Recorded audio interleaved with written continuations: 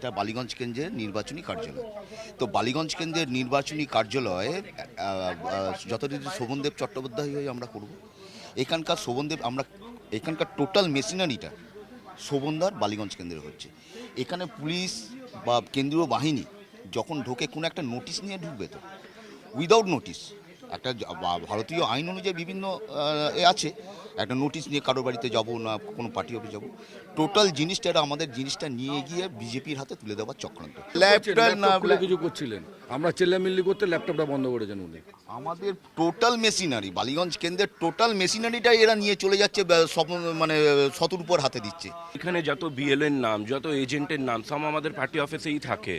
তো এইটা তো একটা গুরুত্বপূর্ণ তথ্য কোনো একটা পার্টির জন্য। তো সব তো আমাদের এখানেই রাখা আছে, কি আমাদের এজেন্ট হবে, কি আমার রিলিভার হবে, কি আমাদের বিএলও আছে, ওর সব ফোন নাম্বার তথ্য সব তো আমাদের পার্টি অফিসেই রাখা আছে। তো এইটা তো কি হলো, এইটা তো সব নিয়ে কি হবে, তো আপনারা বুঝতেই পাচ্ছেন কাদের জন্য করা হচ্ছে, কিসের জন্য করা হচ্ছে। আমরা রাজনৈতিক বিক্ষোভ করছি, কোনো গায়ের জোর বা কোনো কেউ জিজ্ঞেস করতে পারেন, আমরা রাজনৈতিকভাবে যা কিছু আমরা রাজনৈতিকভাবে এর জবাব দেবো।